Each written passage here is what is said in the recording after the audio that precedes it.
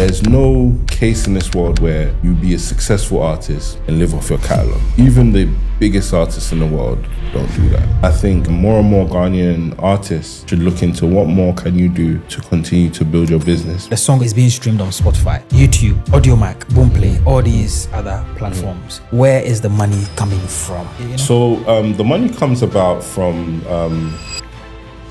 We're speaking about BMI, ASCAP, PPL, PRS. What do we have in Ghana? Well, in Ghana, there's Gamro. Creatives are on the rise, but why aren't African creatives cashing in on their talents? In today's episode, we sit down with the brilliant Kofi Kyei as he uncovers the hard truths about what's holding us back and how to flip the script. If you're a creative looking to turn passion into profit, stop what you're doing. This episode is your game changer. Especially in Ghana and in Africa as a whole, sometimes it can be difficult to get through to these people because they're also benefiting from the corruption that exists in that space. So what you're saying is that my record is done. I don't have the marketing power to be able to get the music to be played in the West. I'm only playing this on Peace FM, Niger FM. I'm not gonna get paid. Not particularly, no. There are systems in place supposed to get paid.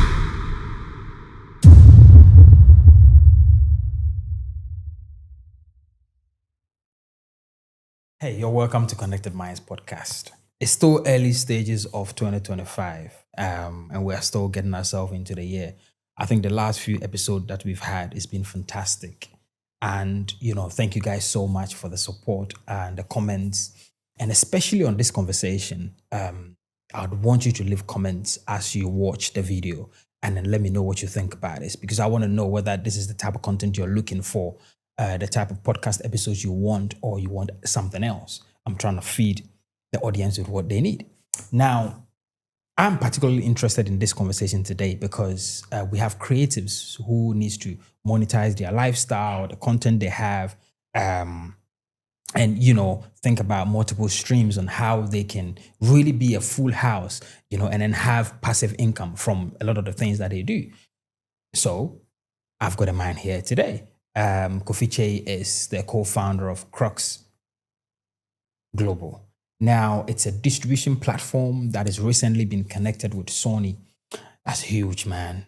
You did a fantastic work on that one. Yeah, I kind of had to stop there, man, because when I saw it, I said, my goodness, that's fantastic.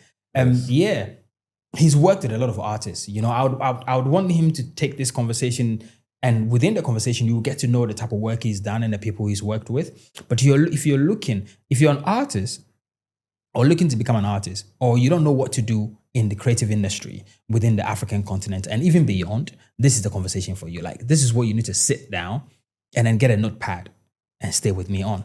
Hey, you're welcome to Connected Minds, man. Thank you, brother. Amazing to be here. Happy to be here. Yeah. I've been watching your shows. I'm a big fan of what you guys do. So it's great to kind of be in the seat, Yeah, thanks, man. This had to happen. When I saw the news article release that you've done, so you guys have, got a deal with Sony, and then they did a press release about it. I did a screenshot, because I knew this conversation was going to happen at some point. So I just did a screenshot and I dropped it and I said, that day when we meet, we're going to talk about this. Nice. And I've known you from the music days. Yeah, of course. So a long journey, long journey. It's been fantastic. Right. But how are you, man? Yeah, I'm good. Can't complain, man. Obviously, new year. Really excited for what the year holds. We had a great year last year. So this year is like really show working, putting out the experience that we've kind of gathered, over the years, and actually really using that to kind of take things to another level. Fantastic. Yeah. Our music industry. Mm-hmm. I usually say that we don't actually have an industry because there is no organizations that are working together. Mm-hmm. And we started from the top. Mm-hmm. I mean, a young person who thinks, I'm passionate about music. I want to do music. Mm-hmm. But then the music drops on Spotify or Apple, get through, some of the publishing companies, and they don't know how to make their money. They don't know what to do. Mm-hmm. To them, I've just released a record. That's it. What's the process? In terms of releasing a record, in terms, you asked me what the Yep. process is in terms Yep. of release a record. I believe that music is a patient game, right? It's not something that like necessarily happens overnight. And if it does happen overnight, in terms of the success, it's usually short lived. It's not. It doesn't necessarily, live beyond the huge hit that you have. Like the name of the game in music is actually building a sustainable fan base, because it's the fan base that actually pay you, carry you, attend your shows, advocate for you in other areas in order for other people to engage with you. So the name of the game is actually building an audience and a fan base that kind of live with you, grow with you, and help grow your fan base even further, because these people tell their friends, and that is the name of the game in terms of like building a sustainable, successful career from music. Okay, so if we start from the studio, I've gone to see a producer. Money wise, what are the things I need to take care of from the studio before that I get a record? Okay, so before you get a record, obviously the mix and the mastering of the record, you need to pay the producer, obviously. Any featured artists that you have on a record, you need to clear with them as well. And that's both on the recording side and the publishing side. So what people tend to forget is publishing and recording, like revenue records, are two different revenue streams. Okay. So you need to be clearing one side and obviously clearing another side. The publishing is where it's usually a percentage split. Money isn't usually changed hands when it comes to publishing, because you then go and put that information in a system. So you put it within a system like PRS, ASCAP. There's bodies around the world that kind of help with this. And then subsequently, if you have a publisher, they also register you for your mechanicals, etc. as well. And that is, one particular revenue. How it's usually split. I think you've just mentioned two things here. Yeah. Publishing and then publisher. Yeah, publishing and publish. So the publishing revenue, you can actually collect revenue from PRS. That's one side of the revenue. Okay. PRS is the UK body. ASCAP is like the American body, right? Then you get a publisher, and that's separate income. They also collect another income for you through like, publishing means whether your music's being used in a movie or maybe your music's being used on a TV show, whether you go into a store in the West, usually they're playing your music. They need to obviously pay you some revenue for that. And the publisher's job is to collect all of that and also add more revenue to what it is that you're doing. So they will also, they usually have sync teams. So they pitch you for sync opportunities or any other opportunities that they may have. So that's the job of a publisher. But regardless of having a publisher or not, you can still generate revenue through your PRS or your ASCAP, and how far your record goes depends on how much revenue you gain from your PRS, because PRS doesn't have a commercial team that's there to, increase your revenue stream. It's basically up to you, they just collect essentially. Okay. So from the studio, so that's one stream. Yep. That's one stream. So then you have the actual record itself. Okay. Now the record itself, how I differentiate is that's where the commercial income is going to come from, in a sense of what you put out is what you tend to get back. So if you're running digital adverts to increase your streams, that's revenue that you get back.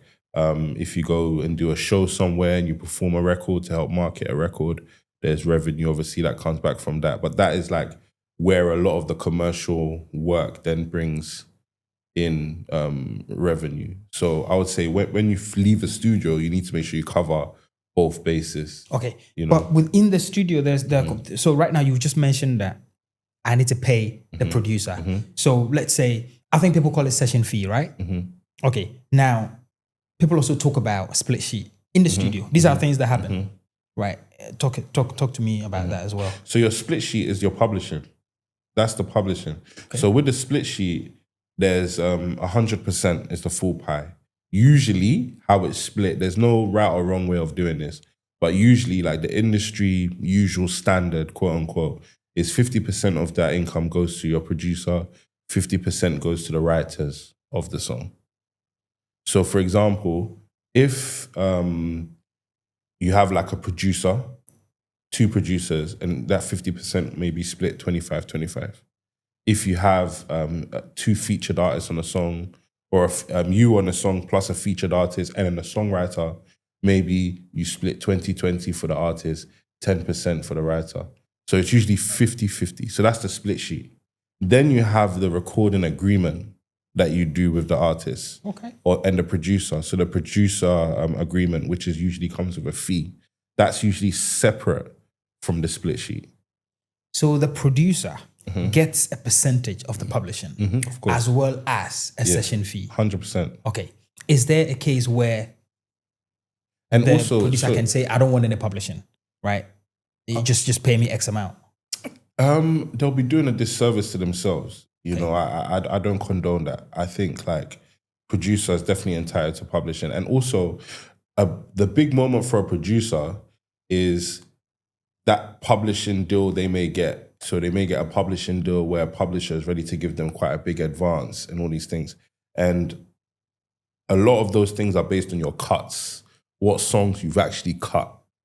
So if you don't take publishing, it doesn't add up to your overall fee that you may get when a publisher comes in and say, hey, you know what, I'm going to give you $500,000 because you have 100 cuts from, you know, all these different artists kind of thing, you know?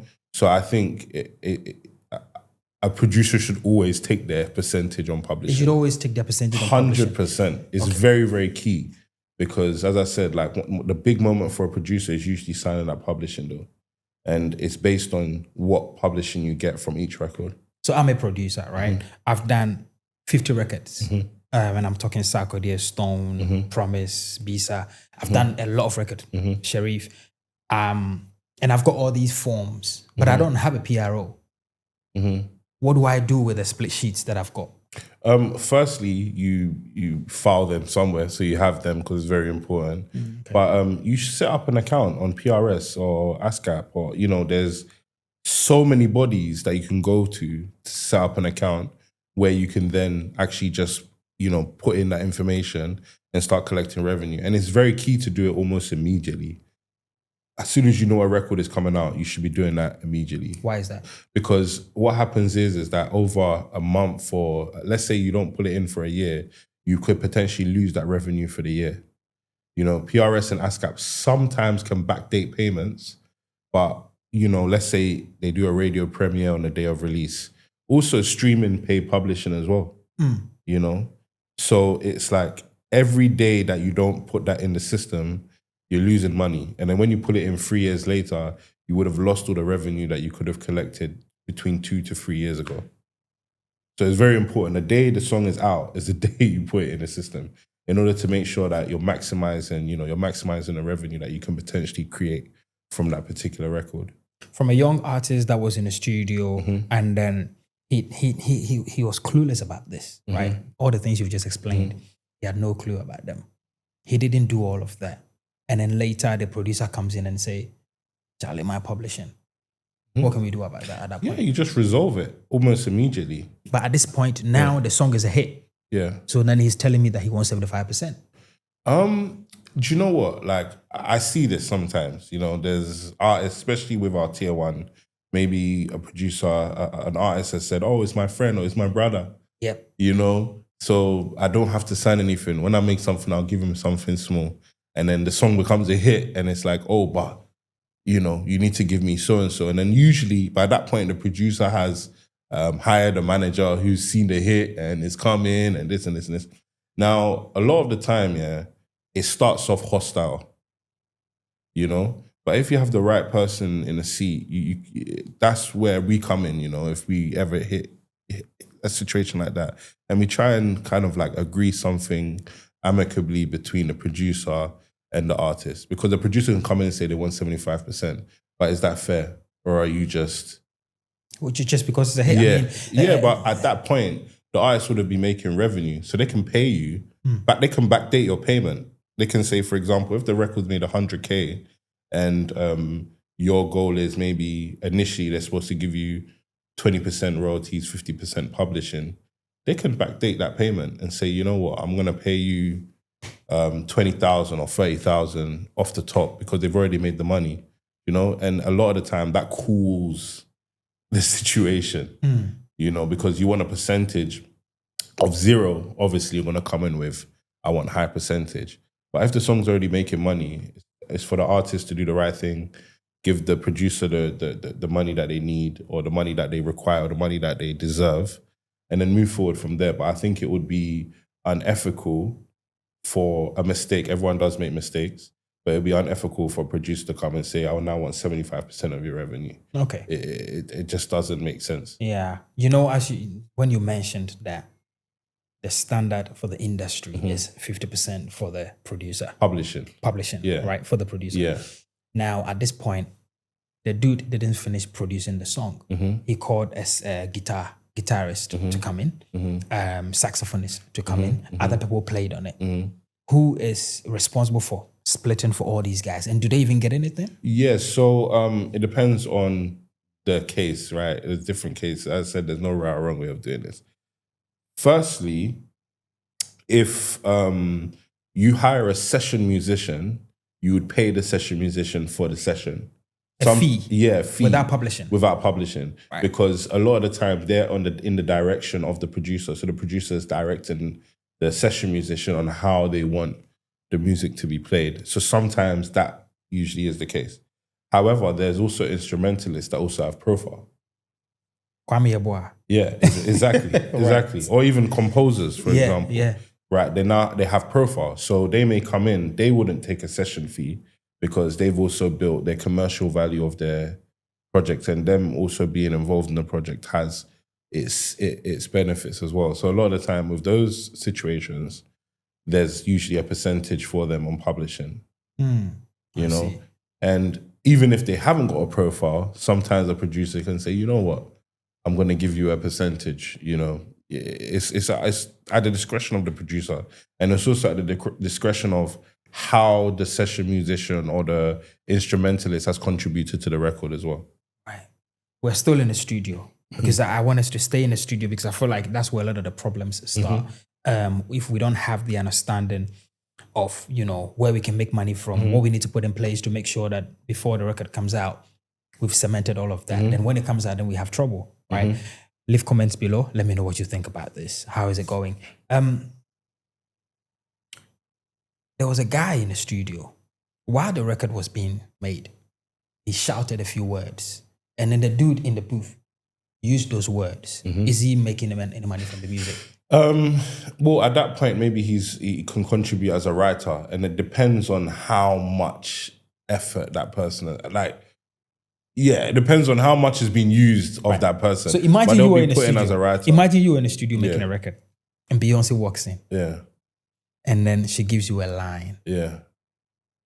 Would she be on the song as a writer? Yeah. Well, the thing is, Beyonce is a professional artist, so she wouldn't give you a line without the understanding of what it is she's gonna get. Firstly. Okay. Now, if it's a friend that's shouting it out, they're not necessarily a writer. They're not there for any commercial business. They're there as a friend. So I personally think it's fair to give them something, of course. But sometimes the lines are blurred because it's just a friend coming in to support a friend kind of thing. But a lot of there's a lot of cases where you have professional songwriters in sessions. And now I've had this situation before, actually, where we have a record and then we have a producer that sneakily brought in a writer, brought in a friend. That person will say one or two words, and then at the end, he will send the manager to hold you for ransom. Wow. It happens.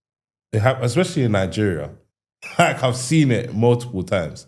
And at that point, you know, sometimes, like you said, you've already fallen in love with the song and the words that you've used and the things you. So it's only right to give that person something, you know? But I think it's up to the artist to protect themselves in the studio. You know, make sure you have all bases covered. If you have a friend in there, make sure they understand what it is that, you know, what you're trying to do. Because there are some cases where someone will be there, they'll shout, they'll bring their friend in, they'll shout one or two things, then that friend will come with a thing. I had this last year. Wow. Yeah. Now, this is another question for you. I think it's actually an interesting one. While the engineer sits by the PC, ready to make the beat. And then you stand there and then you tell him exactly what to play. Who is the producer? The producer is the person that tells the engineer exactly what to play. Okay. Yeah, usually. And sometimes the engineer is also a producer. Okay. And they will add their own flavor, their own thing. So at that point, it's a co-production. Right. So they both get they both get something. A bit of the, exactly. the publishing. But a lot of the cases, sometimes a lot of the big producers that are like, heavily like renowned, they'll have their own team. So they'll have engineers there that are working on what it is they're doing, for example. And it's up to them to be like, this one I want you to be involved, or this one, it's my production, or I just need you to add this, and this. I need it to sound like this. And then maybe they have a reference and you're doing it. That's their production, their creation. You're just helping to facilitate that for the producer. You understand? So I think that. Let me stop you here for a minute. If you've been watching this show, I want you to subscribe and become part of the family. We are on a journey of changing the lives of people on this channel. And we appreciate you for being here. But if you haven't become part of the family, connect with us. Hit the subscribe button. Now let's carry on the conversation. I think what sometimes can confuse a lot of artists is the whole writer stuff. Mm-hmm. Because even I don't understand it. Like, what constitutes a writer? Because a lot of the time when you are filling out the PRO stuff, they want to know the writers. It's the guitarist. Is he a writer? The producer? Yeah. Technically, yeah. Well, the writers are the people that essentially score a record. If the record is turned into a score, like a sheet of music, who inputted those things? Who is the writer of that? So a guitarist could be a writer, but again, like I said, they might just be session musicians that are following the direction of the producer. It's an interpretation of what the producer wants it to be. So maybe they're not a writer in this case, they're a session musician. If, I write some words for an artist to then sing, I'm a writer. The artist may add their own flavor, but I'm also contributed as a writer. If you turn, like old school music, if you turn the music to sheet music, who created that sheet music? Okay. That's a writer. Right. So then if you think about it this way, if I write a complete song, I engineered it, produced it, wrote it, everything, and then I give it to you, and I say, sing it, because you are a performing artist. Sing it and take it. Do you get any rights of the song? Well, it depends on how I sang it. If I added my own words into it, or added my own flavor. Basically, you're doing exactly. Yeah, then you are the writer of the song. And in that case, there's another situation where it's called neighboring rights, right?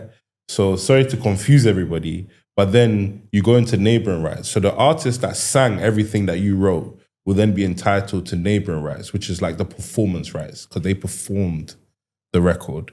And usually there's a body in the UK that collects for this called PPL, and they will collect the neighboring rights, the performance rights. So the artist may not be entitled to any writers, PRS, but they'll be entitled to neighboring rights for performing the record. Yeah. This is interesting. I'm learning, man. Yeah. We're speaking about BMI, ASCAP, PPL, PRS. What do we have in Africa? Like in Nigeria, what bodies do we have? In Ghana? Well, in Ghana, there's GAMRO. Obviously, everyone has their opinions on GAMRO. Yeah, they're terrible. Yeah, personally, I haven't had any engagements with GAMRO. I've had engagements with them. They're completely terrible. So that's what we have here. But what I would say is that people like PRS, ASCAP, and all these guys, right? They can collect globally for you. And a lot of the revenue, to be honest, is outside of Africa, purely because of the way the systems are managed. So, for example, like collection societies, they've already got infrastructures in place in the West. So anytime a show is done, you submit your set list. The venue is going to submit that set list. Every time you do a show, let's say I book in a show with Live Nation, a percentage of the income of that show goes to PRS. It's mandatory. And then they would then use that money to pay the artists. Exactly. And then you have, anytime you go into a store, like, I worked at Vodafone many, many years ago, and we had a specific CD that we'll put in to play the music. There's no radio we're playing. It's controlled. They know that you can't. It's illegal to play just any music without you actually paying for it and licensing that you're going to play, especially for a commercial company. So there's an infrastructure out there in the West that we don't necessarily have here, So I mainly focus on, because my company is mainly for global, like pushing, artists globally. So we focus on working with the bodies outside of Africa because they usually collect where the revenue is. They are where the revenue is, whereas Gamera isn't. And like you said, there's been so many issues with Gamera. So many people have had so many problems with them. So personally, I just don't necessarily engage, with them. I hope we can improve over time, and I'm more than happy to have conversations with them and help look at directions, etc. But for me, with all the artists I work with in Africa, I mainly focus on setting up with the bodies outside of Africa. So what you're saying is that my record is done. I don't have the marketing power to be able to get music to be played in the West. I'm only playing this on Peace FM, Niger FM, I'm not going to get paid, basically. Not particularly, no. There are systems in place supposed to get paid, but does it happen? Not necessarily. I see. Do you get what I'm saying? But you're supposed to. That's how it works. But at the moment, you don't get paid. At the moment, I've personally never seen anybody get paid from radio stations. So what do we get from the songs being played on the TVs, the bars and the clubs? What does the artist get from that? The art is usually for amplification, really. I think everybody uses it as a marketing tool, if anything. It's like a marketing tool. Because the other thing as well is that when you are getting played in all these bars, all these places, etc., it then increases your profile, and it then increases your exportability as an artist to then cross over, push your music outside of the country into the West for you to then actually generate an income. So I don't feel like there's still a value with all these radio stations, TV stations. There's a value in working with them because obviously that's how you get heard. But there just isn't that infrastructure where they pay you as an artist. Do you think that's going to change? I hope so. I feel like we've got a long way to go. Because it's actually building the infrastructure, having, systems in place and laws in place that, make sure that this has to, this person needs to be paid, this needs to be paid. But right now, from my understanding, is Gamera will just pull up at your office and say you owe this amount of money, but that money is then never distributed across to the artists. Yeah, but they do collect. I've seen A-list artists being sent to 500 cities. And this is where the problem lies, because it's not necessarily the radio stations or the TV stations' fault, because it's an infrastructure problem, like a country problem, because PRS and all these companies are, they're supported by the government. Okay. There's laws behind what it is that they're doing, Well, I mean, just off topic a bit, but what happened with the whole ECG stuff, right? Yeah. So there's a company in Ghana that came in to support, created a system to help with their collection, and now they're making a lot more, right? So I think we should have people like yourselves and other people, stakeholders, come together, develop a system that they think can help with the collection. The same infrastructure we talk about. 100%. Right? We need to have people who are really passionate about fixing that, and then they present that to the bodies to see whether they can work together. Yeah. But if everybody stays on the sidelines and then we want the problem to be solved, then it never gets solved. Yeah, but you know what it is? It's, especially in Ghana and in Africa as a whole, I'd say Africa as a whole, right? Sometimes it can be difficult to get through to these people because they're also benefiting from, the corruption that exists in that space. They're also benefiting from it. So it's not necessarily in their best interest, to maybe listen to someone that wants to come and change something. Because I remember Dental put together a talk about this where we had a whole conversation about this. Artists came, different stakeholders came, etc. But, again, everybody's had that same frustration in terms of breaking down that door, and it's a constant frustration that we have. So for me, how I try and like personally combat this is by empowering the creatives to generate more income internationally. Because if, let's say, like you said, the A-list artist is collecting 500 CDs, how do For they 2 feed, years, bro. How do they feed their family? Yeah. How do they feed their family? How do you build an industry? You can't, because it's like, what are you gonna do with the 500 CDs after spending probably millions of CDs getting to the notoriety that the artist has gotten to? So for me, it's very important that I focus more on international income, and I'm fully open to having conversations with Gamma, etc. But I'm not the type of person that if I continuously hit a wall, I'm gonna find another way. Right. You understand? Right. So I'm not gonna waste my time knocking a door that doesn't want to open for me. I'd rather make my own door. That's it. You understand? So that's my way of doing it. We're just gonna come out of the studio, and then we're gonna think about this. Now the song is being played on, it's being streamed on Spotify, YouTube, AudioMac, Boomplay, all these other platforms. Where is the money coming from?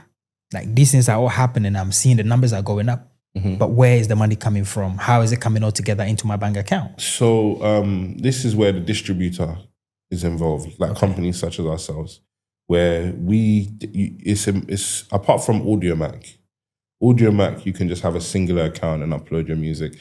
Similar to SoundCloud, you can just find a similar, you can set up an account and upload your music. But you need a distributor to get on all of these other platforms. Okay, so here's the song. You take the song, right? I give the song to you? Exactly. Okay. And then we then distribute the music across all the different platforms. And we then account to you as an artist. And, we pay you for all the revenue that you would have collected. Okay, but how does the money come about? So the money comes about from the streams that you generate from these platforms, right? Now, how the streaming rate works is every country has their own streaming rate, a different streaming rate, because it's based on how many people are premium users in that market, how much the subscription actually is, how, just the sheer volume of people in that market that are actually streaming. So every market will be different in revenue. So, for example, I think one of the highest territories is Canada.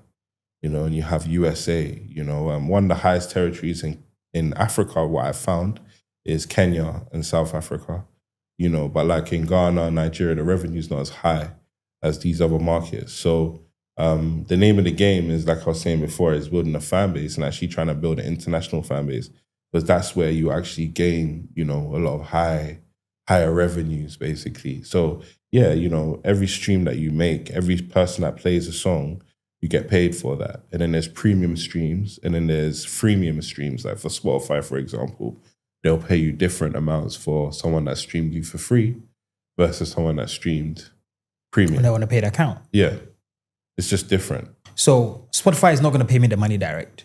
It's going to have to go to the distributor, which is going to be you. Exactly. And then how are you going to give me the money? Oh, we then account to you. So we show you how much you've made, and then we'll just pay you the amount that we do it for all the artists that we work with. We just pay you what it is that you've generated during that period. Over what period of time? However long your record has been out for, So if your song's been out for 2 years, we pay you for that period. We just pay you every, so we have a biannually payment process, which we're actually, aiming to move over to quarterly. But essentially, we pay you every time, we send you a statement. It tells you how much royalties you generated, where it's come from, what countries, what territories, and then, we pay you your royalties. So from my understanding, the artist gets paid, the distributor gets paid for records sold and then also records streamed, right? Exactly. Okay. Exactly. So records sold is not as huge anymore in terms of like iTunes, etc. The market's moved along more to streaming. But then there's obviously add-ons like YouTube, Spotify, these places also allow you to sell products as well. So you can also sell T-shirts, merchandise. All these things can actually be also sold on these platforms as well. So that was my Now next as well. question, Yeah, right? yeah. So now we're talking about the multiple streams. What are the streams that Of an income. artist of income that an artist So- can have to increase their revenue? So you have, and it all links together because, for example, okay, I'll start from, so you have streaming, right? Which I feel is where a lot of it starts, because then you can identify where your followers are from, where the people streaming are from, what countries are they from, and then you can then tailor products to those people, So for example, in the UK, maybe, it's cold, sorry. So maybe you're selling hoodies to them or jackets to them, for example, or woolly hats, etc.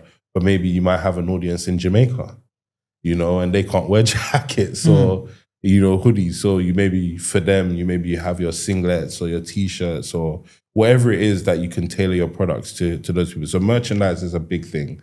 I think merchandise is where a lot of artists can actually build, have a sustainable business without moving much, because you're able to sell products to the same person that you're probably getting a fraction of a penny from, where you can now get a revenue from them of $20, $30, $40, So I think you're absolutely right. So I'm a big lover of 50 Cent. So I used to buy a lot of the G Unit stuff and Stay in the Hood. Exactly. Tingy Tingy Strider. Strider, yeah. That I love that. Yeah, it's a way of now, instead of you buying a single, there were those days, instead of buying a single for $2.99, which was still you buy a jacket significant. for $59.99. Exactly. So for me, I think merchandise is a big way of actually supplying products to your audience without you actually having to, like I said, move much. But then another income stream is live, obviously doing shows. Okay. So as you identify where your streams are also picking up, you can also put shows together in these places as well, And with the live business, it doesn't blow over overnight. That's what I would say. You definitely have to invest in your life, because a lot of the new territories that you'll go into that maybe isn't your territory. Maybe you're doing 5,000, 10,000 in Ghana, but when you go to Holland, you're going to need to start with 200 cap, 300 cap, because you need to build. So you also need to invest in that. So a lot of the time when the money comes back around, you might have to also take a portion of that to reinvest in yourself and reinvest in actually building a live career. Because what happens is when you build your live career like this, where it's true fans that are coming, because a lot of people might want to go in and go straight for 2,000, 3,000, just for economical reasons, to just make as much money as possible. But what you then do is you don't have your core fans in that place. And then when you then want to do another show, you might have to downsize the capacity. And then the real income from live will then come from festivals. But the festivals need to see that you're actually building, you have a fan base that will buy tickets. Maybe the event will even sell out before the event actually happens. You understand? They need to see that there's people that are... There's a demand for it, exactly. Right? And then, Exactly. So you need to invest in that and build in that. And festivals will pay you a lot more than what you would generate from, let's say, a 2K cap venue. They're going to actually pay quite significantly. So the name of the game is to try and actually build a live business that then subsequently gives you opportunity to go and do other live events, maybe live endorsement events. Someone who's launching maybe Nike is launching a sneaker in Germany, for example, and they're looking for an artist from Africa to launch that. So they do a show or they do a launch event. You also perform at that. They'll pay you a premium fee that you may not necessarily gain from your smaller show, but you need to use that smaller show to be able to just open up these opportunities. You understand? So with the live business, I feel like it's something that right at the very beginning, you need to invest in yourself, or your label or your management team or whoever, but you need to be looking to reinvest in order to make that into a thing. And, if you don't, it's hard to do. And the thing is with the live business is that as artists from Africa, we're blessed with a diaspora. which is a lot of the time where the international activity starts from. Okay. You know, so it's important for you to also touch those fans, because if you see those fans and they see you, they connect with you. The bond between you and that artist grows. Right. You understand? So I feel live music is very important, and a platform such as YouTube, Spotify, etc. They also show like your live dates as well. So it also exposed to those listeners that, oh, if you like this artist, go and see them perform. You know, so those things exist as well. So for me, that those are two revenues, and obviously publishing, which I spoke about at the very beginning, is also another revenue stream where, you know, there's sync opportunities, you know, revenue opportunities from anytime your song is played on radio. So anytime your music streams, there's also a portion of that revenue that also goes into the pot for publishing as well. So if we speak about, because I just written it down about the sync, you know, we did the split sheet in the studio, and now, you know, you guys have distributed the song, and then we've got the whole PRO things set up, complete. Now there's a sync deal. Like, what is a sync deal? What percentage goes to who? Yeah, so the good thing is when you've already done your split sheet, you know what percentage is going to who already, because there's 100% that you've accounted for. Now, if 100,000 comes in, it's split according to that 100% that you had done. So the producer will get 50,000. An artist will get 50,000. So it's based on the 100%. That's the reason why it's important to put down that 100%, because any sync deal that comes in, it's then split. And also with sync, they pay you on two sides. So they pay you on the publishing side, and they pay you on the record side. So you actually pay twice. A lot of the time for sync, they pay you twice. Okay. You know, so they pay you for the royalties, and that's then split with the label and, you know, the artist, and portion will go to the producer, and then the publishing side will be split according to what that split sheet actually says. And what a sync deal, so I'll start with what a sync deal is. So a sync deal is your song being synced, or your song being included, it's an easier word for me to say, your song being included in another creation, like a movie, for example. So in movies, they will use songs in a movie. You know, they'll use songs in TV shows, etc. These are kind of syncs. An advert, maybe a company wants to use your song in an ad. That's a sync, you know? And a lot of the time, the companies have to pay a premium to use the record in whatever it is that they're doing. And that is what the sync deal usually is. So it's a company that wants to use the record in something, and they have to pay for it, essentially. So that's basically, and with the sync deals, it also serves as a place that your music can be heard too. So you're getting paid, but it's also a marketing tool, which is what I spoke to some of my artists about this New Year's. You know, one of our focus is to actually, you know, push for more syncs, because, for example, if you're on a Netflix show, that's number one. Yeah. Like last year, we had a few records in Top Boy, actually. Okay. Right. Because we, you know, I have a lot of records in the UK that we work on. And this particular artist, so I'll talk about one of them, right? This particular artist we had released maybe about 4 years ago, and their song was now streaming in the hundreds, you know, like maybe 200-300 a day. Because obviously it's an old record, people have moved on, etc. When we pull it in Top Boy, it's shot up to about 40,000 a day. Wow. Consistently. You know, so it's a way in which that song has now been exposed to a complete new audience that may not have been exposed to that record, you know, 3-4 years ago. So it serves as like a boost for artists to actually, you know, start generating additional revenue, gaining new audiences, etc. Obviously, when it comes to syncs, they're not necessarily connecting with the artist, they're connecting with the emotion of whatever it is that they're watching. Okay. So it's down to the artist to then do the job to actually try and, you know, serve those audiences and try and make it a sustainable a sustainable relationship between the artist and the fan that has now, you know, caught onto your music and, you know, connected. But it's definitely a marketing tool as well. I always look at sync as, yes, it's a great place to get paid, but it's also a great place to expand your business, you know? Yeah.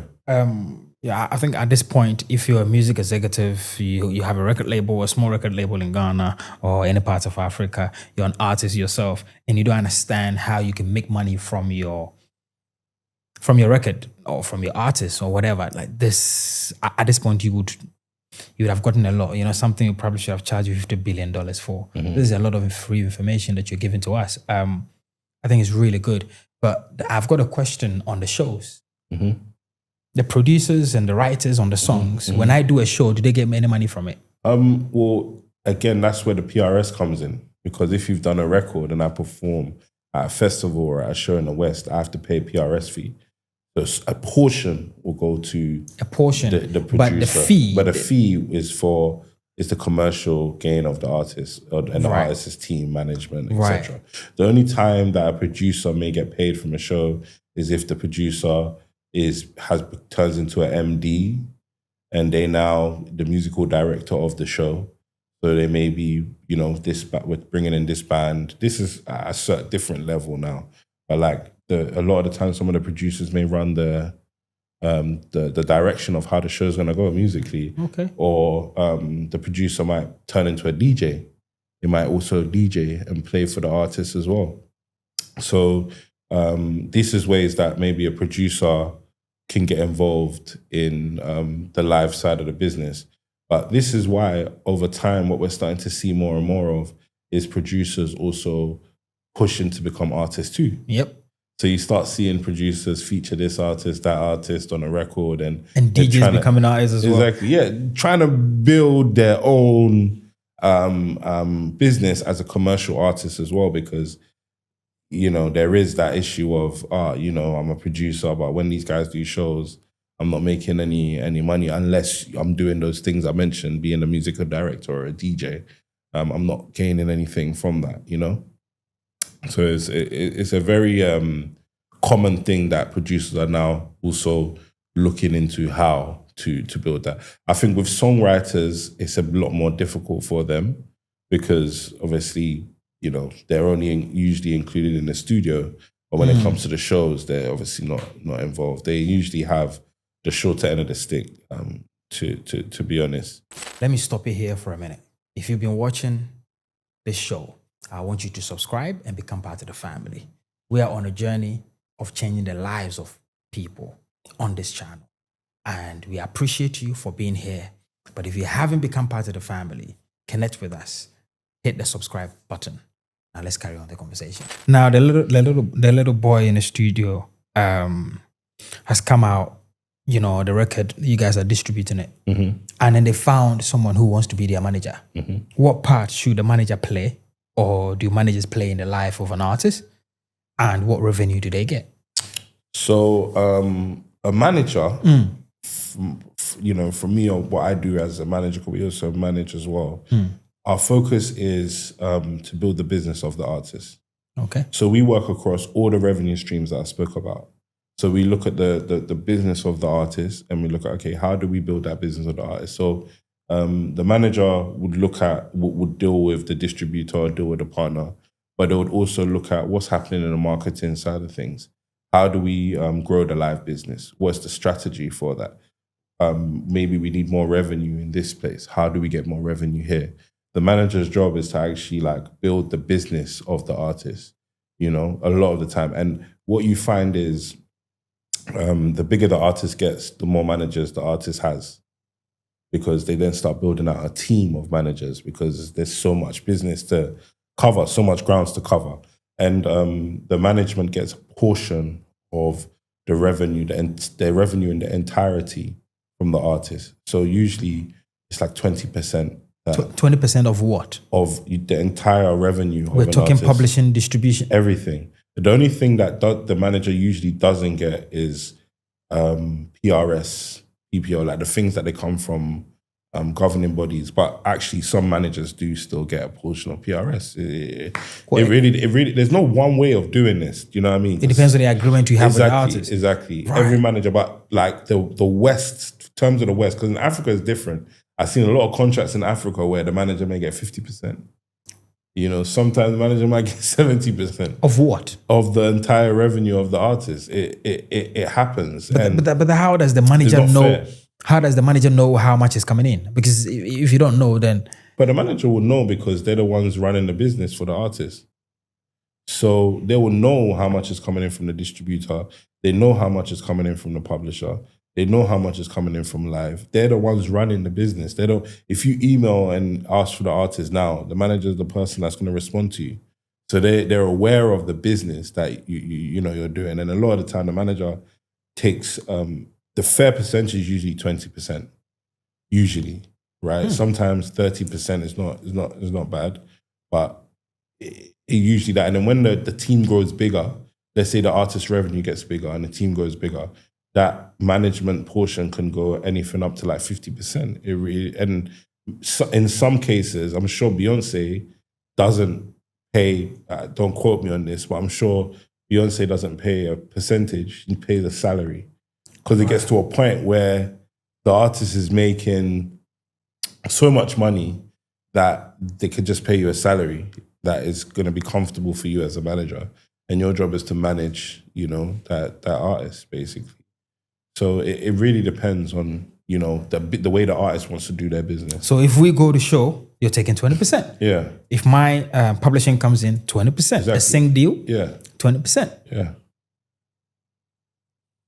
yeah. That's a lot, isn't it? Well, not if you're doing the work. Not if you're doing the work. Not if you're contributing to the growth of an artist. It's not. Because at the end of the day, the artist can't necessarily...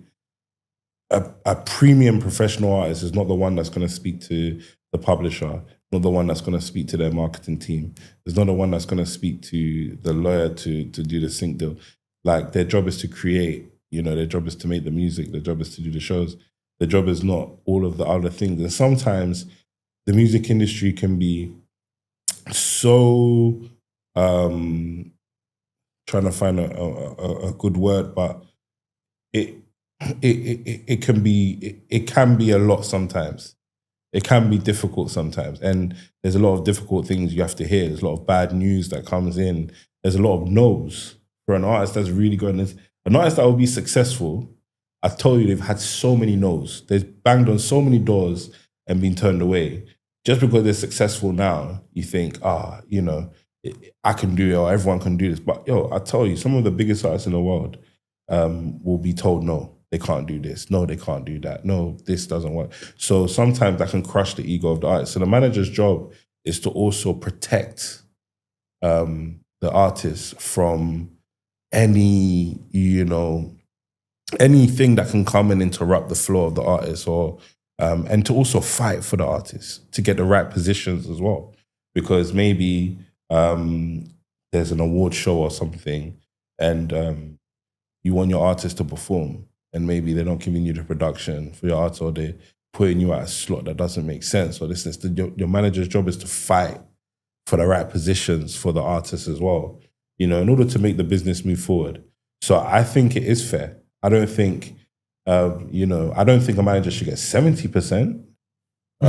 You know, or I don't think a manager should maybe get even 50%. One manager, I don't think they should get 50%. But I do feel like 20%, 30% is very fair for a manager definitely doing, you know, the work, you know? Very important, because an artist, every artist has a manager.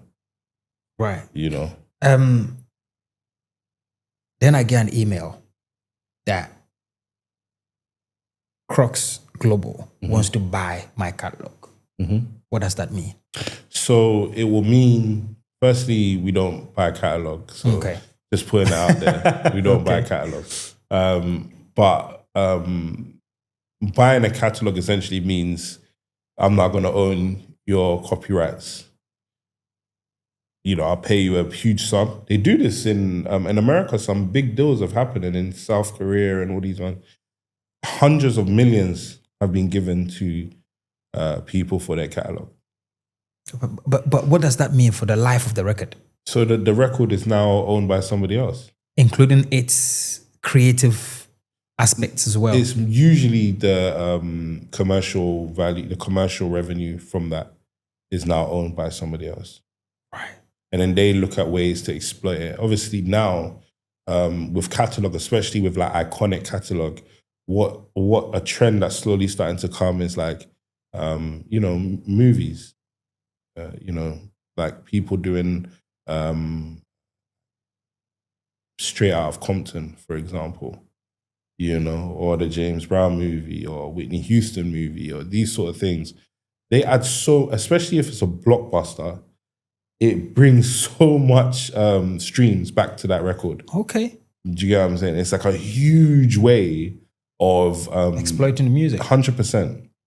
And some of these like New Edition and all these sort of catalogs that may be, decades old, they a lot of people go in to try and purchase those catalogs because the catalog can actually then, you can then find other ways to exploit that catalog. And also they're investing in the future because they don't know what new technology is going to come in that may then, because a lot of the revenue on streaming, like the songs from the noughties make so much money. All the old Fat Joe songs that we liked, or the old Ja Rule songs, the old 50 Cent songs, check them on streaming, they're all on hundreds of millions. Yep. Like hundreds of millions. And they all still do shows. They don't even have to release new music. 50 Cent did 90-something dates, right? With no new music. Yeah. It was just his old songs. Do you get what I'm saying? And I'll go to his concert any day, anytime. Me too. Any day. Me too. So it's like, it's them things where, buying a catalog is a bigger initiative. It's a reason why a lot of companies go in for it. Right. For the artists. Yeah. Does it make sense? It depends on the numbers, if right? they're giving you life-changing money, then why not? I'm seeing a lot of people are doing it. There are a lot of Ghanaian, in fact, African artists that license their distribution rights to a lot of DSPs and aggregators or whatever. Well, licensing your music means you're still generating a revenue, from that copyright. But when you say buy your catalog, buying your catalog and licensing is different things. Okay. So buying your catalog is me buying it off you. Like if, let's say you have your catalog, it's your songs, you own it 100%. I'll come maybe with $200 million. I'll buy that off you for $200 million. Or me giving you $200 million is a significant amount of money that will change generations for you. And it's a song, and maybe these songs, you're not generating that much money every year off these records. Maybe it makes sense to do that. Maybe in the long run, you will realize why they've done it. But I've still walked away with 200 million that I can then use to invest and do other businesses. So that's buying your catalog. Me licensing it from you means that maybe I'm licensing it, I'm taking 50%, you're taking 50% as a company, but we will also then market that, or we'll find ways to grow, to build that catalog, to sell that catalog, to build more revenue. Like a company that does this really well is Death Row, who recently just got purchased by Snoop. When you look at it properly, they do all these 30 years, Snoop, Tupac is probably still, top 100 artists, if not higher on Spotify, 20 odd years after he's deaf. He's still one of the biggest artists in the world, and that's catalog marketing. He's still going to be marketed to you. They're going to maybe do an old record, remake the record, maybe make a tribute album, all these sort of things, So a lot of the time when it's like licensing old catalog, there's reason for it because they feel like, there's ways that we can resell this to the public. Do you still pay the artists Of an course. upfront fee for licensing? It depends on the deal. Sometimes you do. Sometimes you do. Sometimes you would pay them in advance, the same way you would pay them in advance for a record deal. Let's say it's a new artist, the same way you would pay that record in advance for that record, you pay for a catalog licensing deal as well. Yeah. Because I'm seeing that a lot. I'm seeing this happening a lot. It is because there's a lot more companies that are investing, a lot more, investment companies that are, big on this because they know that, maybe there's a future way to monetize this music, or maybe they're going to create a lot more movies and they need records they own to sync in those movies. You don't know. There's so many reasons why a company would want to buy a catalog, but it's a common thing. In America specifically, people are making so much money from it. you know? Let me stop you here for a minute. If you've been watching this show, I want you to subscribe and become part of the family. We are on a journey of changing the lives of people on this channel. And we appreciate you for being here. But if you haven't become part of the family, connect with us. Hit the subscribe button. Now let's carry on the conversation. You know, there is a generation of, African artists that have gone broke in recent times. These are the older people. Some of them even come back, on Twitter and Facebook to ask for money. Now, a lot of the time when I'm speaking to artists, these are the things I think about. What are some of the things that the artists can put in place now to make sure that when they go on pension, they are well taken care of? Well, there's a few things, right? I believe that when an artist, it's like football. Your career might not be 20, 30, 40 years, But when you finish, you know that, okay, you have your catalog, that'll pay you. You have your publishing, that'll pay you. Maybe you do a show once or twice a year, But this isn't your heyday. So it's always good as an artist to look for a strategy to build business after your artistry, after you've seen your career out. This can involve signing new artists. Someone like Olamide, for example, he Ashake, Fireboy, so many artists have come through his, Ade Kolego. The list goes on. Like, he's had so many artists that's come through his label that I'm sure his catalog is huge. You understand? Over the past decade, his catalog must be insane. That's business. Exactly. That's someone who understands exactly. The music but they're business. using the fact that they're an artist to build those businesses. Do you understand? Then you've got like artists that may build like a real estate business, or artists that may, go into setting up restaurants. Like I was saying, Afrobeat, for example, he's got the merge. And even Reggie Rockstone. Exactly. Yeah. So you find ways to use, because one thing it is as an artist, you become popular. You then have a brand, you become a public figure. And you being a public figure allows you to also sell other items to the people. Someone like Joe Budden, who has his podcast, he now has another business, but we know Joe Budden from music, and that just grows into him having a sustainable business in something completely different because of the fact that we know him as an artist. We know who the person is. And I think more and more Ghanaian artists should look into this, should look into what more can you do? What can you do to continue to build your business? What other revenue streams can I tap into? I think there was an artist in Ghana, producer in Ghana, that started selling bread. Yes, Hammer of the Last Two. Exactly. He was actually the marketing genius behind that. And he must be very comfortable now off of bread. Who would have thought? You understand? So it's about, as an artist, about looking at, or a producer, it's about looking at what other businesses can I go into post my music career, because there's no case in this world where you be a successful artist and you feel like you can just sit at home and live off your catalog. Even the biggest artists in the world don't do that. Rihanna has Fenty.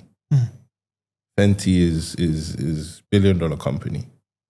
You understand? And she hasn't released music in how many years? She's still top 10 artists in the world off her catalog. If you check on Spotify now, she's probably top 10 in the world, but she hasn't released music for a long time. She's just focusing on her business, And I'm sure she can live off her catalog, but she's living a lot more off of her business.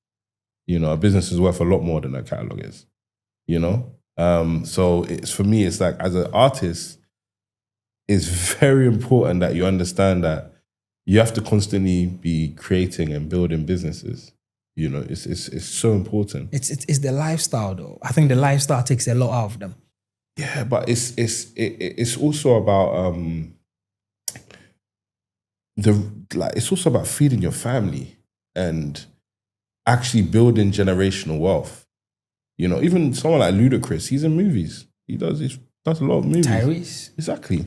You know, to find other ways to get a check, you know, because the bottom line is you still have to feed your family and you still have to find a way to build so that you can grow and you know, actually, you know, pass something down to your family, your kids, you know. So for me, it's like artists should never just be like, oh yeah, I was successful before. The world owes me something. It doesn't owe you anything. Entitlement. You owe the world, in fact. Do you get what I'm saying?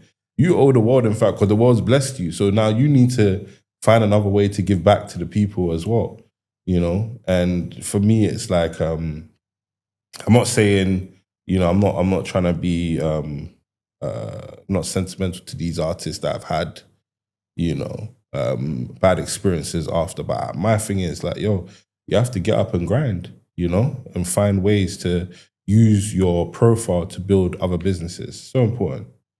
So important. And I'm hoping that someone listens to this today and understands that, you know, I should be looking into other things. It's not just, you know, drinks, the girls, the alcohol, all those. But it's very important. It may be part of the lifestyle, but that may not last for too long. And you know, look, you go to a club, yeah, the girls and this. Do you know how much that lifestyle costs you? But you buy a zoo, you spend 14,000 Ghana cedis on one bottle, and you go. What is that contributing to your life? Do you understand? So I feel like when you've seen your journey, obviously, let's say you're in campaign, you're going out, you're playing records, you're buying bottles, this, cool. You're in campaign. So, you know, you have to go and do a show, you have to make sure the DJs are playing your song, etc. Cool. But 5 years after you've released your album and you're now, you know, trying to find business and trying to live your life, it's not a time where you go and spend your last 100,000 CDs at Ace, you know? It doesn't, it's the complete wrong way for you to go. You know? That's how I see it. This is really good, man. This is awesome. And at this point, if you haven't subscribed, please hit that button quickly. So when we release, you will get it. You know, subscribing and sharing and commenting and all of that actually helps us to grow.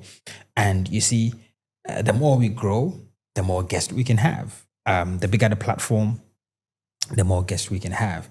And we're on an aim, man. Right now, we're on a journey to 50K subscribers on YouTube and on a journey to 10,000 on the, you know, Apple and all the other places. So it's been okay so far. But have you got some last words for my people? Charlie, you have two cameras here. The choice is... Okay, so my last words will be to contribute to art. And, you know, that's some words that were given to me by Payday from R2Bs, who is, you know, my godfather that introduced me into the Ghana music industry to be able to do, you know, what I'm doing today. And one thing that really stuck with me, what he said was contributing to art. So every project that you do, you need to make sure that you're contributing something to the art space, whether, you know, the sound that you're putting out is contributing to something, maybe the lyrics that you're saying is contributing to something. But as an artist, it's very important that you are contributing something to art. And that is what will give you your longevity, you know?